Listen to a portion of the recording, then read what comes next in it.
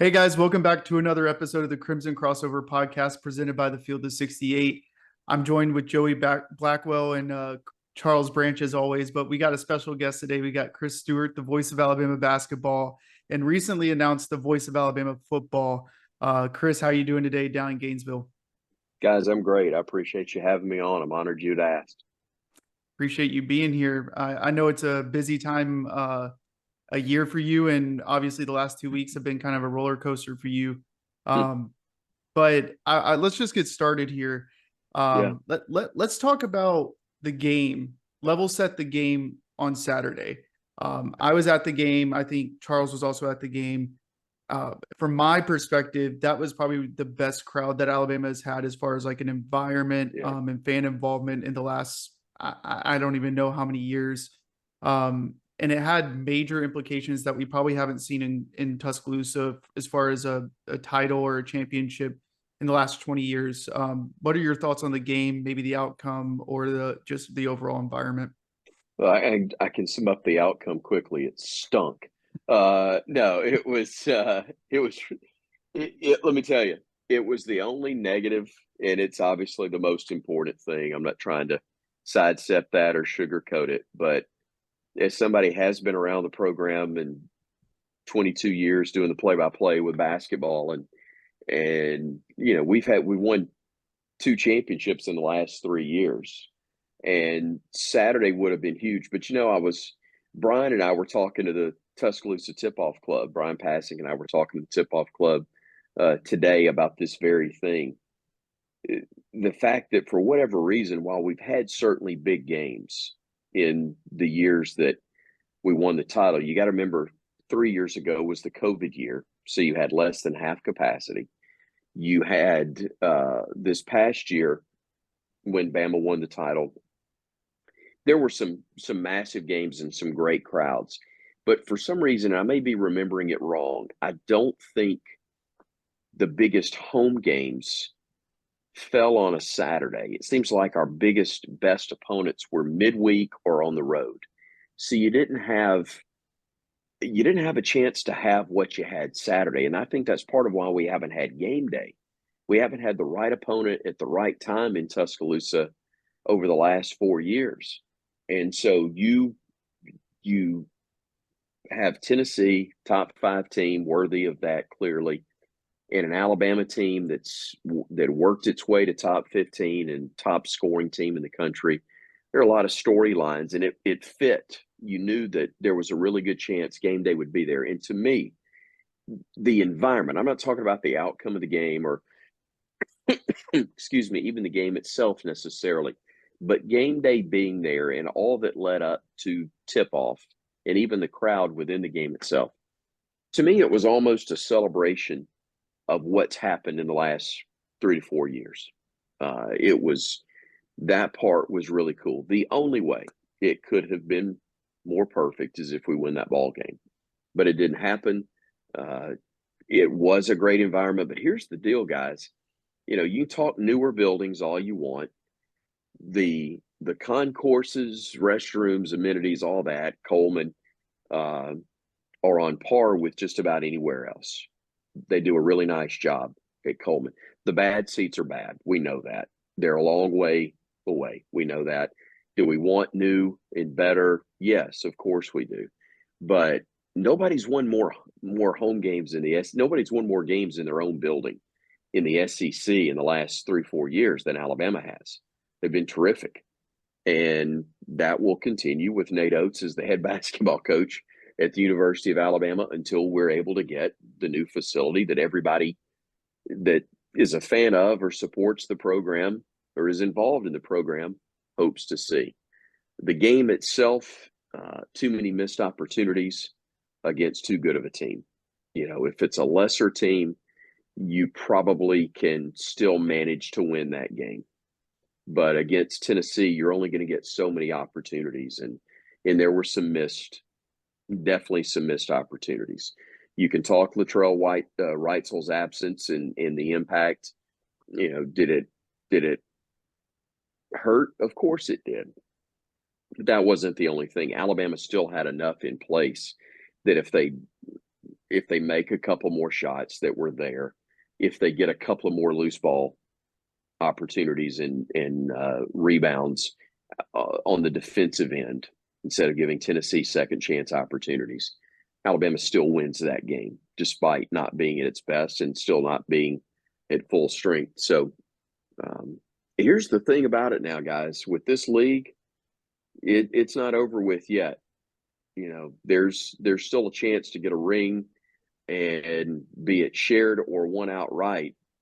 There's an opportunity to have a piece of the title, and that doesn't happen if you don't take care of business on Tuesday night here in Gainesville. But that is still very much on the table, even though you got to get help somewhere else now. And we're talking about shared titles and just a larger picture. Common theme that we've had and with like Richard Hendricks last week when he was on the show that we talked about is, in my opinion, I feel like this is Nate Oates' best coaching job done at Alabama, and maybe even in his college career as far as a head coach is concerned.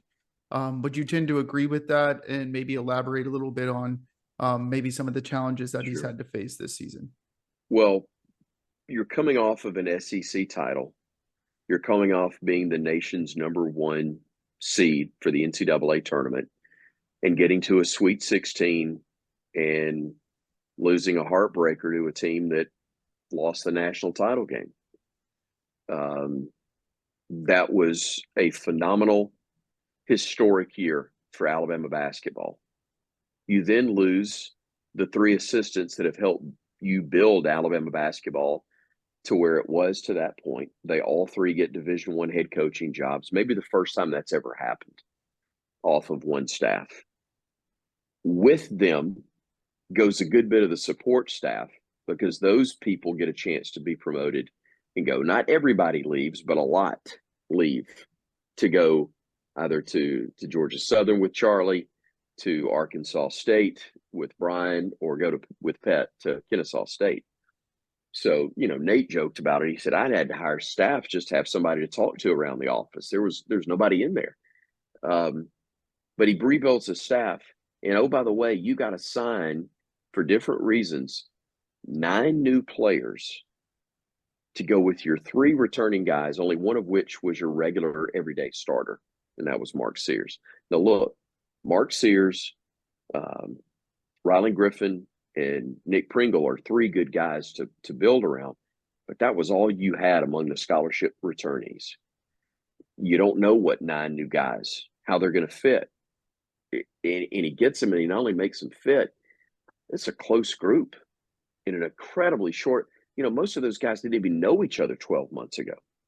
And here they are with 2 games left, right in the mix for an SEC title, for a top, a 3 or a 4 seed probably in the NCAA tournament, depending on what happens down the stretch. They're in a great spot to be right where that team was last year in the Sweet 16 and maybe beyond. I've said for 6 months, this team's best basketball would come in February and March, because it was going to take them that long to really figure things out collectively. And minus the hiccup of losing, almost said Latrell Sprewell, but Latrell Reitzel. Latrell Sprewell in his heyday would have been a big loss too, but maybe not so much now. But Reitzel, you lose, and there's some momentum that's lost. Whether you still should have overcome it to have won your most recent ball game, and they're talented enough to overcome that. But you're at your best when you've got him, and this is what you want to be at your best this time of year. You get them back, and you get him back playing like he was.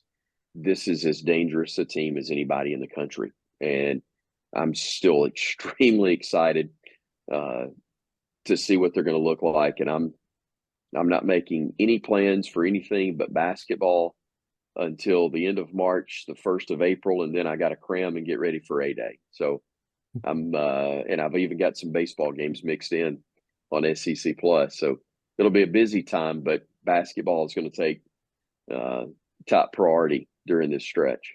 Well, hopefully they don't send Alabama to Spokane or Salt Lake City. That would be Send me, that would not be ideal, but send me west, I'll do the rest. That's always been the slogan in the NCAA tournament. And actually the year that we recognized and honored the 03-04 Elite Eight team just a couple of weeks ago in Tuscaloosa, and that team got shipped west. We played two games in Seattle, defeated Southern Illinois, which was coached by Matt Painter at the time, beat them. Petway hits a shot with about 5 seconds to go, and they miss a buzzer beater on the other end. Bama goes in the second round and upsets the number one national seed in Stanford and advances to the Sweet 16. They beat the reigning champions in Syracuse to go to the Elite Eight for the only time in program history. So, and that was in Phoenix. So, and unfortunately had to lose to the buzzsaw in UConn in the next game. But we've been pretty good when we've been sent west in the NCAA tournament. Beat Marquette. Gosh, back when Ronald Steele, Richard Hendricks, John Felix, I've forgotten who else, defeated Marquette in, I think, at least one, maybe two overtimes in the first game, and then Bama loses. I think Ronald missed a shot in the last 5 seconds, last 10 seconds, that would have beaten UCLA and sent that team to the Sweet 16 as well. And UCLA played in the national championship that year.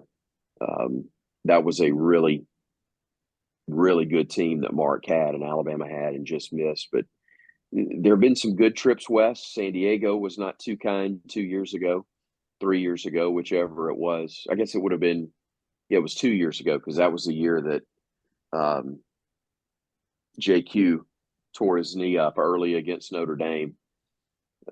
But most of the history is pretty good out west. But I'm with you.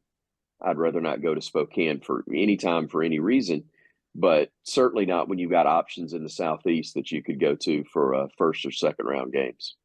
absolutely. And just one more question from me, and then we'll get Joey and Charles ask you some questions. So you said you've been the voice of Alabama basketball for 22 years. Obviously, been around Alabama basketball prior to that. For looking at 10,000 feet up type of view, in my opinion, this era, the Nate Oates era, feels different than most prior coaches that we've had. Closest similarity that I would have was probably Wimp, but even now I think it's harder to win in this kind of NIL era, the transfer portal era, the media, everyone, social media, everything, right? Compare what Nate Oates has done in 5 years relative to what you've seen from prior coaches in maybe their first 5 years, or if the coach hasn't been there for 5 years, however X many Yeah. years they've been there. That's a great question. And, to me, Wimp would be the closest comparison. But I haven't looked at his record in those first 5 years. We know how great he was the last 5 and 6. You just knew you were going to be in the finals of the SEC tournament every year. I think it was an amazing. I may be off of this, but I really believe it was something like 9 or 10 years out of the 11 that he was head coach, he got to the finals of the SEC tournament, or at a minimum got to the weekend. Just incredible the run that he had.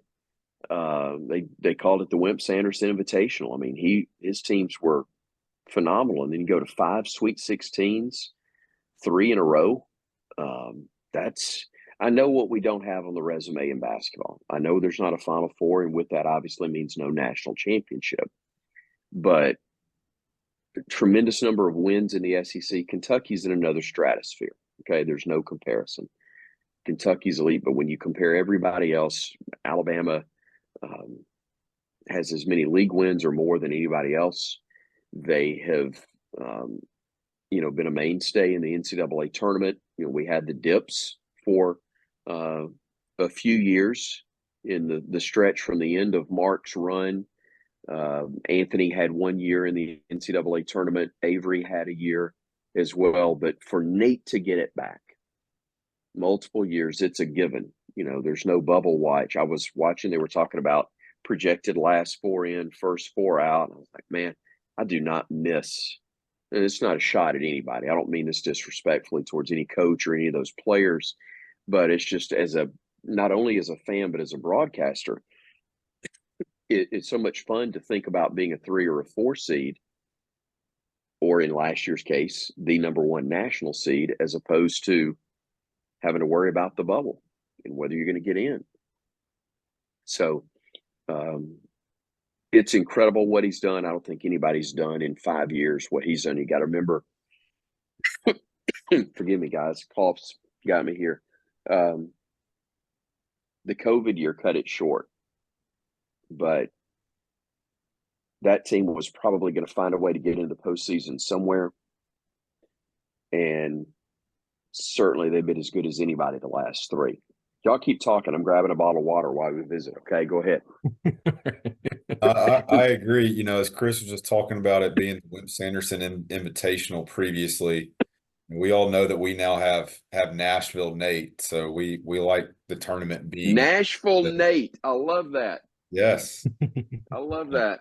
That's what the people say, because Nate's never lost in Nashville. The one year that he did lose in the SEC championship, it was in Tampa. So he's never lost in the SEC championship in Nashville, or SEC Good tournament point. in Nashville. He's also never lost to Vanderbilt in Nashville as well. So we like to call him Nashville Nate around here. That is very, very good. I haven't heard it, but it fits. Well, and to your point about the COVID season cutting short, I will go a step further. We had Tennessee in that first game where we kind of let that one get away from us at home. We were up 20-something points. We were going to beat Tennessee in the first round. One of Kentucky's guards, the name escapes me, but he had basically just left the team or stepped away from the team, and we had played them really well at Rupp Arena. So I do think we were in position to make a run, and finally beat Kentucky in the SEC tournament. But to this date, as Alabama head coach, Nate Oates has not missed the tournament since there wasn't a tournament in that COVID season. Yeah, that's true, and that's really nice to know you're going to be busy in March, and it's going to be busy somewhere in the NCAA tournament. Well, I had some great times and great moments, and the NIT gets a bad rap. It's not a bad tournament, especially when the Final Four was at Madison Square Garden. That was special. But your fans don't care, and I understand that, because everything is now geared. The mindset is the NCAA tournament. That is clearly the goal. And that's the one you truly, obviously, want to be a part of. But it is nice to now be in that spot where you're not living life on the bubble. You're living it somewhere on a pretty high seed line, and hopefully this team's going to find a way to get a championship in the regular season, as they did a year ago, and then can keep momentum going and get into the conference tournament and win the thing, cut nets down in Nashville, as they've done the last couple of years as well. And Joey, you said you had a question as well. Yeah, it's kind of a great segue, Chris. You were talking about, you've had some, good moments in the tournaments, calling those games. And as as you said at the beginning of the podcast, talked about how, you've been covering this team for going on, just a little bit over 2 decades, I believe now. So you've covered a lot of games. There's been a lot of moments. If you had to pick one, or maybe if you can't pick one, maybe 2 or 3, what was your favorite game to cover? What's the coolest thing that you've seen in person on the hardwood as you covered a game? There have been a bunch. Yeah, that's why I said 2 or 3, maybe. there have been a bunch. But I've got to say, the first one was still one of the coolest guys. And I've told this on different platforms before, but 2002, November, I think it was 16th, 2002. Alabama is coming off of the SEC championship season, where They won the regular season title. They lost a tough one in the conference tournament to Mississippi State. Irwin Dudley is the player of the year. Mo Williams is freshman of the year, and Mark was coach of the year. And everybody's back except for Rod Grizzard. And you're going to get Kennedy Winston, one of the top freshmen in the country, eligible at the Christmas break. So there was an awful lot to be excited about. There was a ton of excitement coming into the 02-03 season. Alabama was preseason number 8. Oklahoma is preseason number 3. They're playing game number 1 of that year at Madison Square Garden. And guess who's the new play-by-play guy? This guy. I'd never been to New York City. Guys, I grew up in Fairfield. I went to college at Montevallo. I'd been around Alabama athletics. I'd done some neat things in a 3-4 year window with Alabama athletics prior to that. But I'll never forget walking into the Garden, and we were game 2 of a doubleheader. Syracuse with Jim Boeheim was taking on Cal and Calipari in Memphis in the first game. And I've been telling people for 22 years now that Carmelo Anthony and I debuted at the Garden on the same night. That was his first game for Syracuse, first game as a college player, and things worked out a little better for him, certainly financially, but probably that night alone. But anyway, I'll never forget walking in, and I'm walking to my spot, and of course I'm there literally before tip-off of the first game because, number one, you don't want to be late, but second, I didn't want to miss. I wanted to see that game too. Well, guys, I walk in with a suit, and I think the same bag that I'm using now, it still works. It looks good. But I walk in with that bag on my shoulder, and Dave Woloshin, who was and still is the play-by-play voice at Memphis, he's probably done Memphis games at least 30, maybe close to 40 years now. But Wolo, as we called him, and I knew each other from Memphis and UAB being in the same league, and I had done some work with UAB's broadcast over the years. So we knew each other, but he didn't know that I had gotten the Alabama job. Not a lot of people did because it was only like about 6-7 weeks before the season started that I was officially announced as the new play-by-play guy. And guys, I walk in with the suit, the bag, and I'm clearly there to work, and they're literally about to tip off the game. And Wolo does a triple take, seeing me come and sitting about 3 seats down from him. And he kills the microphone, he takes the headset off, and he looks and he goes, "Chris, what are you doing here?" And I said, "Dave, I'm the voice of the Alabama Crimson Tide, and I am as stunned by that fact as you are." And he goes, "I'll talk to you at the next commercial." So he puts him on, calls the game, and it takes him on. He goes, "What?" And I fill him in as best you can during a 60-second commercial break.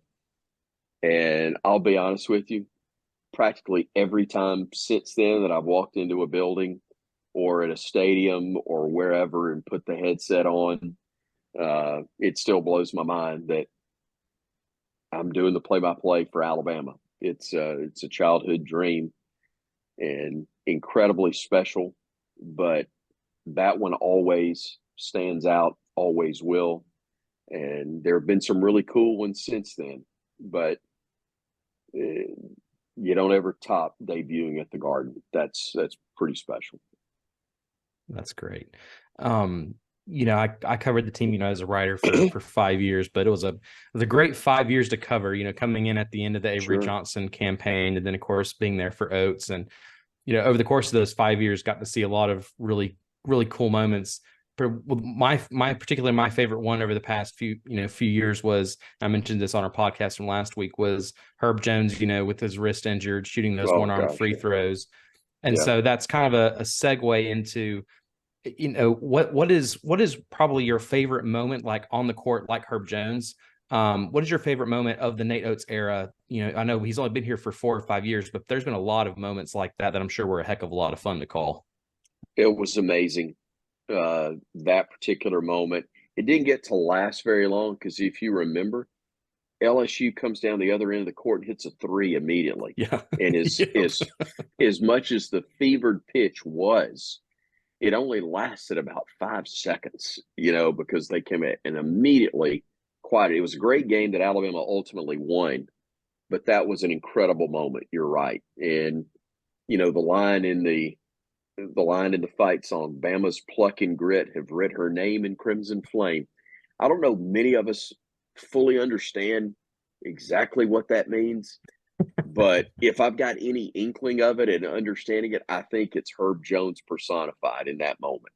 He just so Absolutely. tough, so amazing, offhand, one hand, in a clutch situation, hits two. And it was so special, but also LSU that year, the next year, I can't remember. They kind of run together, but I think it was that year where he, in the SEC tournament finale, is guarding Trendon Watford. LSU's got the final possession, 1 point Bama lead, and he blocks the shot. Now, they still almost got a tip in afterwards, but he gets the fingertip on that to block it. And with their best player and our best player, and he wins that battle. That was a great one. Reese's three that forced overtime against UCLA. Had we won that game, it's one and sends you to the Elite Eight. That's a game. That's a shot that they would, and I think they're still going to talk about it for a long time because of the importance of it in that moment. But for what it would have meant, we'd have talked about it forever, and it really smiled about it. It is kind of like the Herb free throws. It was phenomenal. And then 5 seconds later, they've scored. Well, in this case, it's phenomenal. And then 5 minutes later, the season's over because we didn't get it done in OT. So a lot of downs, a lot more ups, but those are really special. Relaford's three, for what that meant, because that was a year where I talked about living life on the bubble.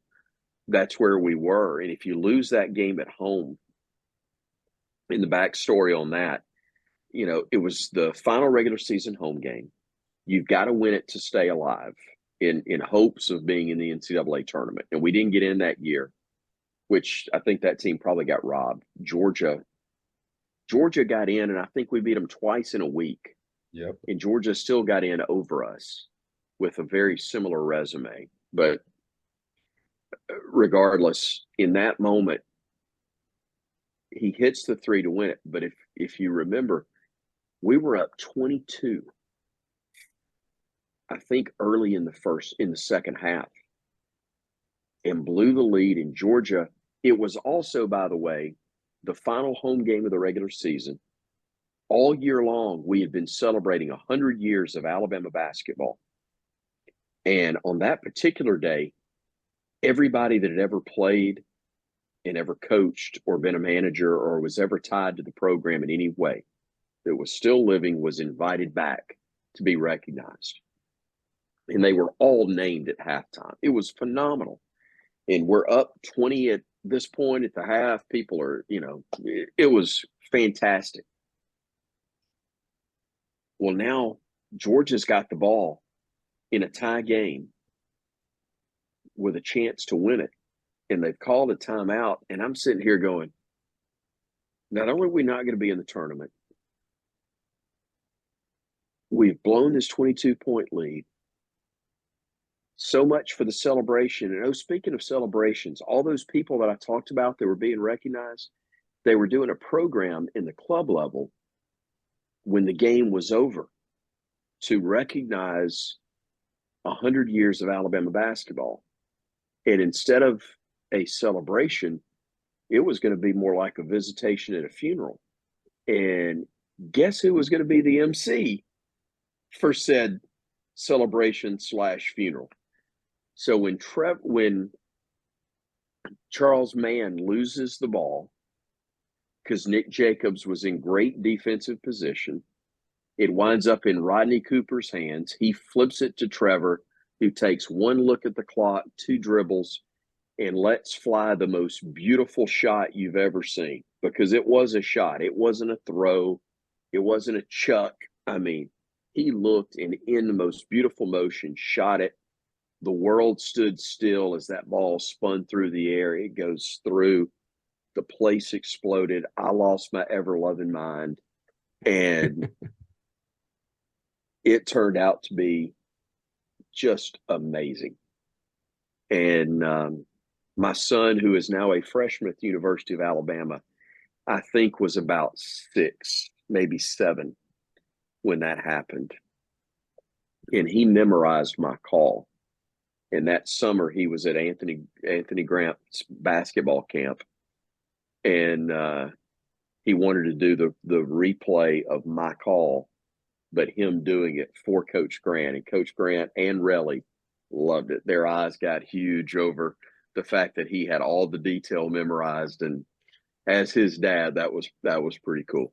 That was pretty cool. It's so funny that you mentioned calls, because I think one call that like is ingrained in my head is the Colin Sexton save the season call in the NCAA or in the SEC tournament, where you're like, it's good. Colin Sexton, man, just that's like one of my all-time calls. And the funny thing about that is I was sitting in my work, and I was not, like, it was dead quiet. And so I'm sitting with my phone on my computer while I'm watching it, because it's in the middle of the day. And I just have to stand up and just start fist bumping without making a single sound during that game, because I didn't want like everyone to freak out, because we had just won. And for like the first time in what seemed like forever, like we were going to the NCAA tournament, and it just felt like, I don't know, it was just like an outburst. But that's probably one of my favorite calls that you've ever had that I remember.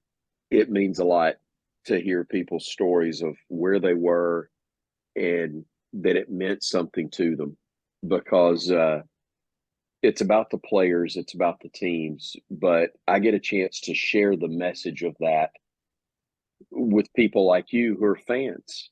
And in that moment, that's exactly what you were. You were a fan. And it's where you had to listen. It's where you had to get the information. And I got the privilege of sharing good news with you in that moment. And so that's really cool to hear that. But the Sexton, I remember being in the lobby of the hotel after that game and thinking, Colin, you made me famous, brother. I appreciate you. And that was, because again, as an announcer, you have no control over anything that happens. You just hope that you do the moment, you tell the story the right way, good or bad. Obviously, you're hoping that it's good, but you hope you tell the story properly, even when it's not, and that you get it right, and maybe it resonates with people. And that one did. And I got to tell this real quick. I don't know where we are on time, but amazingly, people would post that call afterwards. Oh, I thought we were going to lose Chris or whatever. Well, it's a month later. I literally did have a stroke. And it was the first of my health deals. 16 months after the stroke is when I had the bypass of the infection and almost checked out again. But I literally had a stroke a month later. But I haven't told this many places. I had the stroke on a Sunday night, Monday morning. I guess it was overnight. And I came home on Friday. It's a miracle that I survived it and all that. Y'all know the story, or if you don't, you probably don't care. But anyway, it's Aaron Jordan, who's in athletics communications and was the basketball contact at that time and a good friend. He said, hey, I want to bring you and your family dinner and got something else for you. I went, okay. Well, guys, he walks in and, you know, he's got the food and all, and he hands me a Nike shoe box. So what is this? He goes, just open it. And I open it, and there's a signed picture from Colin, and there's a pair of his Nikes that he has signed to me as well. This is, I want to say, 2 weeks before the NBA draft. He walked into Aaron's office. Nobody on the staff prompted him. Nobody asked him anything. They said he walked into Aaron's office, had that shoebox and that picture, and said, I've heard about Chris. Can you please get this to him for me? And I'll be honest, I wasn't sure that Colin Sexton knew who I was at that point, because, you know, so many people had been pulling him. You knew he was one and done. And there were a lot of people that, and I never asked anything of him time-wise or anything else, but, you know, I'd interviewed him 2 or 3, maybe 4 times, but not anything. We see each other on flights and in the team hotel or something, but there was never any extensive time. It blew me away that, one, he knew what was going on and would be that kind and that generous. I mean, you know, my now 19-year-old freshman, or about to be 19-year-old freshman, has those shoes. I gave them to him. I wanted him to be able to enjoy them. But that's one of the reasons that, you know, I'll never reveal my list of favorites, because it's a long one, and everybody's been great. And I mean that truly. In 22 years, I've never had a bad experience with a single kid. But you know, Colin's right up there. There are a few that's on a special list that have nothing to do with basketball. Certainly Herb's on it and others. But guys, man, I am so blessed in so many ways. I get a chance to do what I do for a living, and I get to do it for the school that I've been a fan of since I was a kid. You know, there's hardly any times where, you know, there was a couple of years, but not many, where it wasn't living and dying on everything that happened for the Crimson Tide.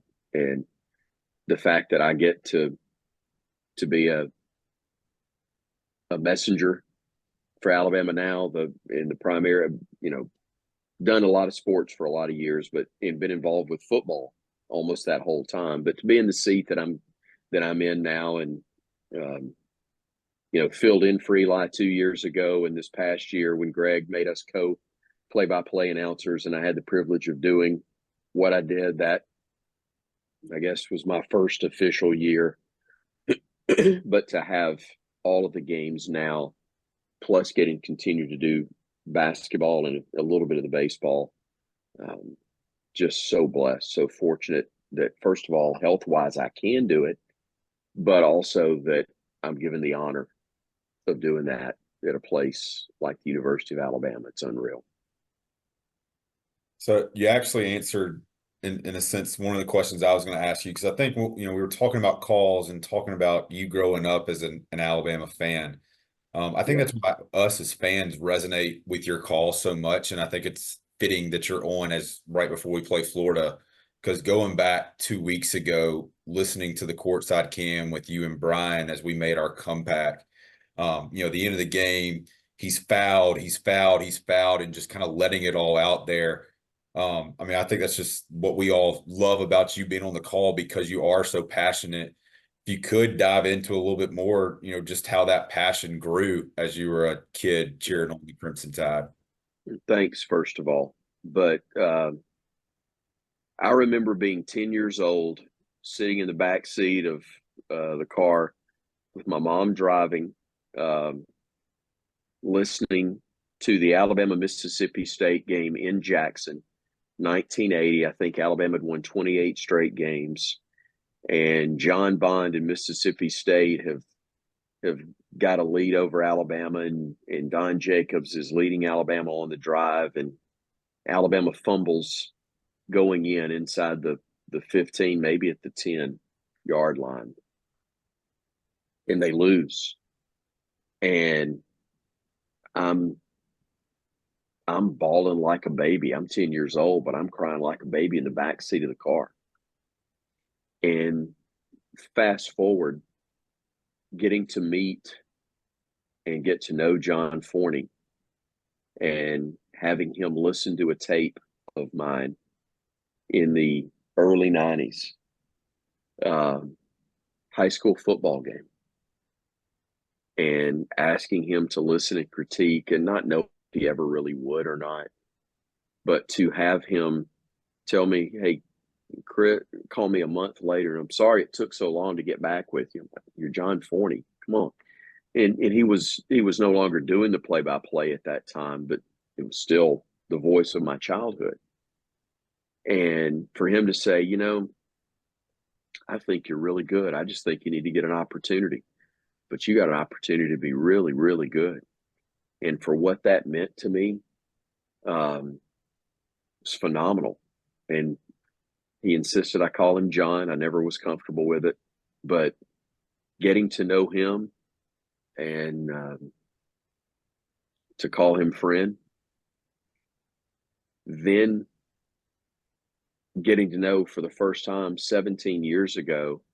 Well, actually, to go back, I met him by phone when I first got the basketball job. But Paul Kennedy, who followed John, he was only 29 years old and is brought in to follow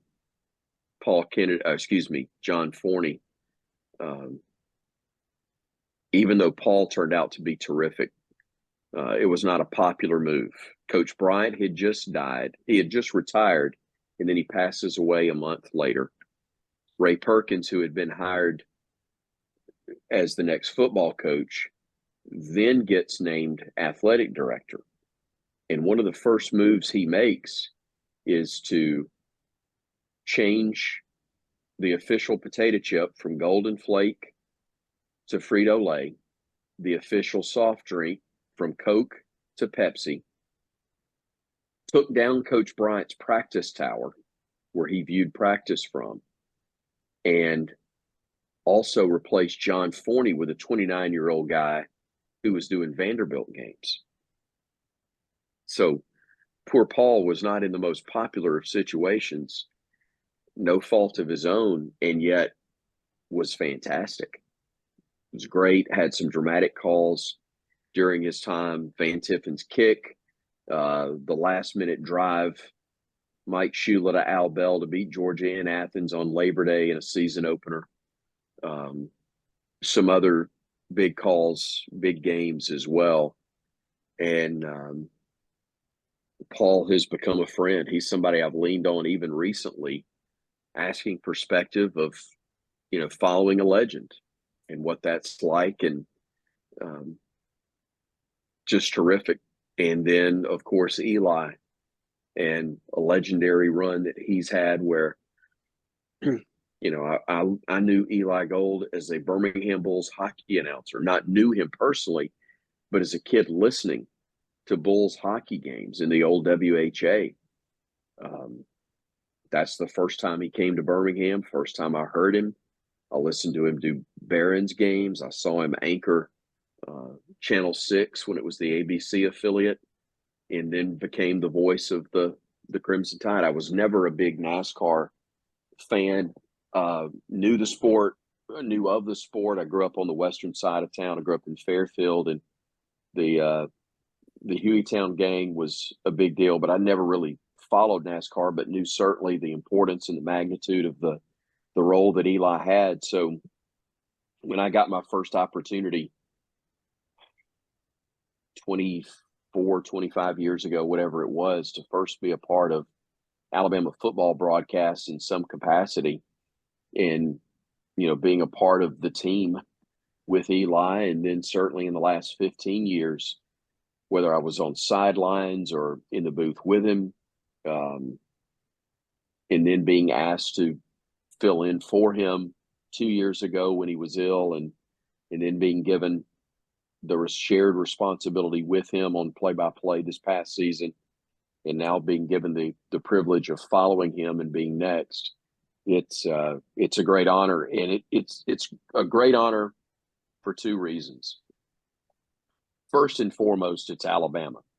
It's the Crimson Tide.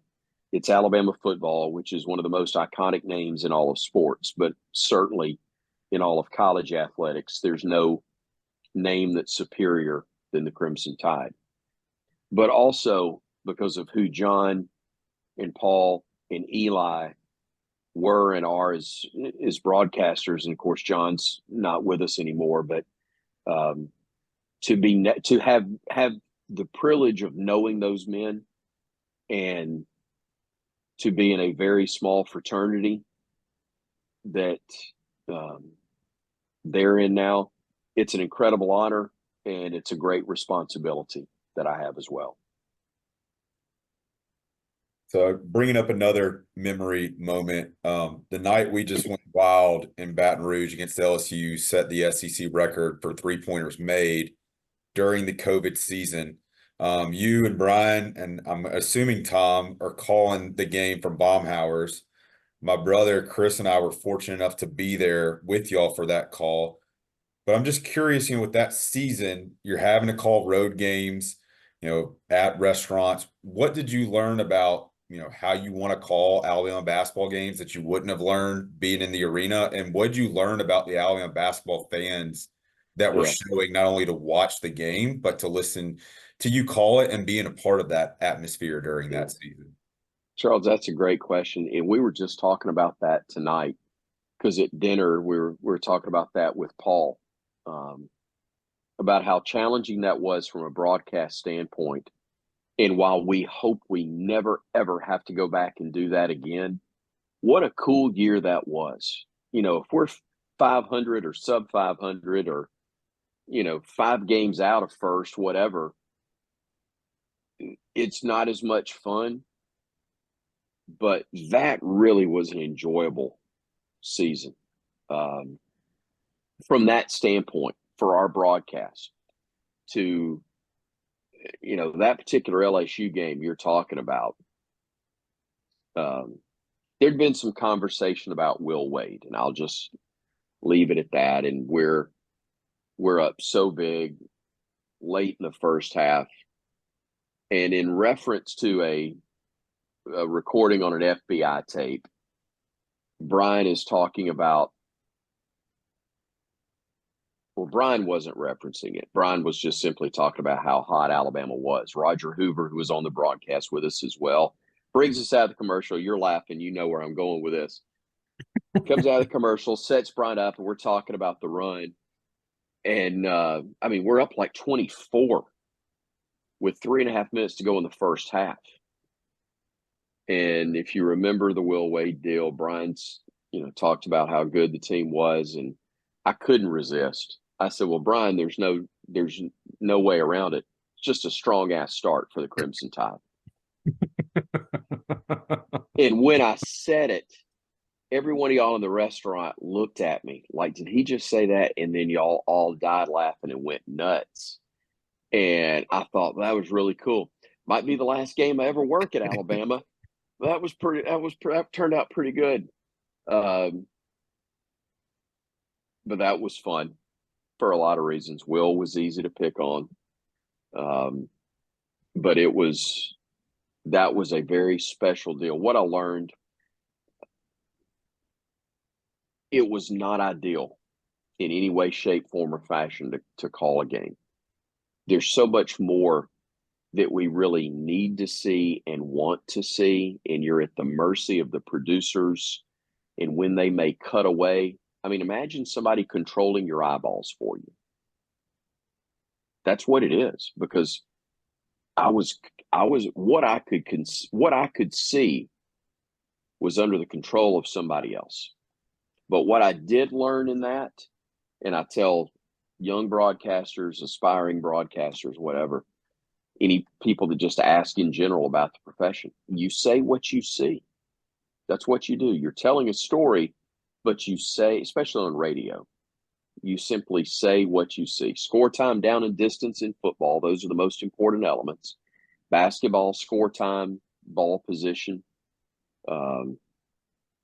Every sport has its own unique set of things that would fall into that category. But say what you see is the main thing. And you didn't like not being able to see much, but that premise didn't change. You're just limited by what you could see, but you simply do still say what you see. And we were fortunate. People had some grace for us, knowing that we were limited in that regard. We did get to share that with them, beating Mississippi State in Starkville. But we called that was the clinching game for the SEC title, and got to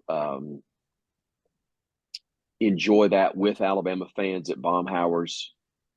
Called the game. People were celebrating inside the restaurant. And I've always seen these clips for Alabama wins inside restaurants and the eruption and all. I wondered what that might truly be like. And you go, man, I know I've got a phenomenal opportunity being here at the game, but it sure would be cool to be back and be a part of that celebration. I kind of got both with that in that particular day. And then we ate, and when it was over, we went and met the team bus. It arrived back at Coleman Coliseum. We got to be there. I always think about Fluff riding in. He got there just ahead of the bus. He drove back, and it was the hero's welcome for him, which certainly in retrospect was amazing and even more meaningful and sentimental. And then I can neither confirm nor deny that there may have been a continuing celebration that transpired at Innisfree later. I can neither confirm nor deny such, but it was a really cool night, really cool experience. That the broadcast being done in that fashion did build a connection even further, I think, with the fans, because you truly got to watch it with them that year. It was special. So Don't ever want to do it again, but it was special. So if I can brag on you a little bit, because you just talked about, you call what you see. We were playing Clemson in the Hoops Giving in Atlanta, and the feed goes out, and I'm having to listen to you and Brian try to call the game off of noise from the arena, and I guess the box score just refreshing, and being an ESPN box score, it was having some of its issues as well. So just to know we got the best in the business in crimson and white, that's just another example of it. I've got two more questions. You're nice. I'll try to do it quick.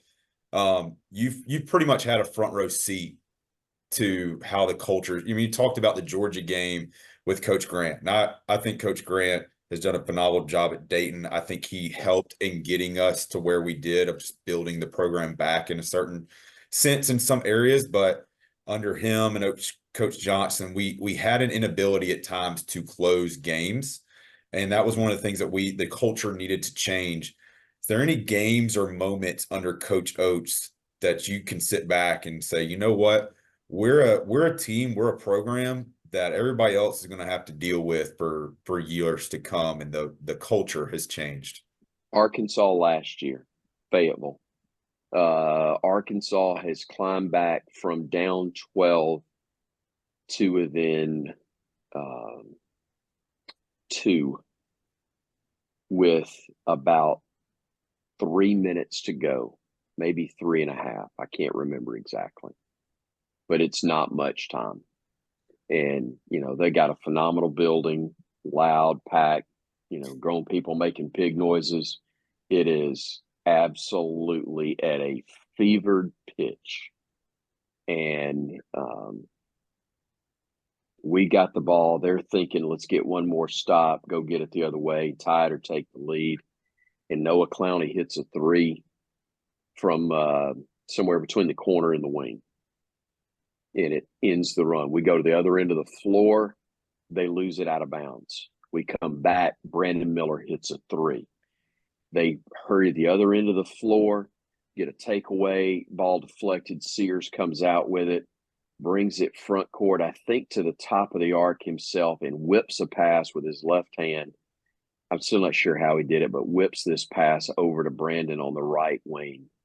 Catch, shoot, three, bottom, and I lost my mind because they call timeout. Daggers to the pigs. I still don't know where that came from. You know, those were because I'd call it. There's occasion I'd call them the pig people and the pigs, but you know, 3 in a row, and I'm thinking those were daggers. Those, you know, those shots are just daggers to them, and immediately it comes out afterward to the pigs, and that sometimes you get lucky, and I got lucky there, but it was such a special series, and it's over. I mean, it's gone from 12 down to generally, or slowly, I should say, down to 2, and now it's at 11, and it's over. Game, set, match, Ms. Navratilova. It's done, and folks are heading for the exits, and that was a very pleasant final minute there at Bud Walton. It really was, and that to me said, you know, that team was not going to let it happen. They were not going to lose to that squad, and that's when I knew there's just no way anybody's going to beat this team for an SEC title. They were the best. So sorry, real go quick, ahead, Charles. Yeah, just last question. And I think we're going to have Brian on next week. Is that right, Christian? Yeah, we have Brian on next week. Why are you having me on then? If you got Brian, you don't need me if you got Brian. Well, I'm going to ask him this question too, and I think it's appropriate coming off of last week's games. Look, we know we don't ever get any bad officiating calls, but I'm just curious if one ever happened to go against us. Are you having to calm down Brian? Is Brian having to calm down you? Or is it the dark horse that you and Brian are having to calm down Tom Stipe right next to you? We're at Tom's mercy. And I forget sometimes that we're on Facebook Live, and I've said that'll be the death of me yet. But normally, I'm able to reel myself in pretty quick. Brian gets to be more of a fan. And now the webcam reveals we're not – I can tell you this with 100% honesty and sincerity. There ain't one thing we've done playing to the camera, because I forget that it's on.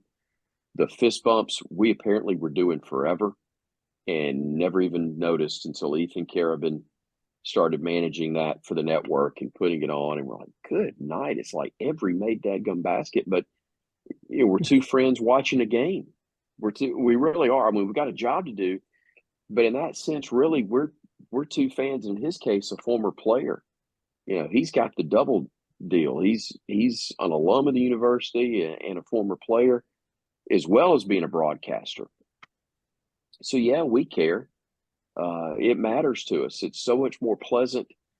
You know, we're around the team, and then we go out places, and there are people that say stuff to us about the team that they would never say directly to the team. And that's part of being an announcer, you know, good and bad, because you have to bite your tongue a lot on stuff that people may say. Because even if you agree to a slight degree, you're not going to bash your own kids. You're not going to bash the staff that you're often become friends with. And often the fans, they're upset because you've lost, but often what they say is just completely wrong. You know, I get it. It's emotion. I'm not dogging them for it. I'm just saying that happens because it's not about logic. It's about emotion at that time.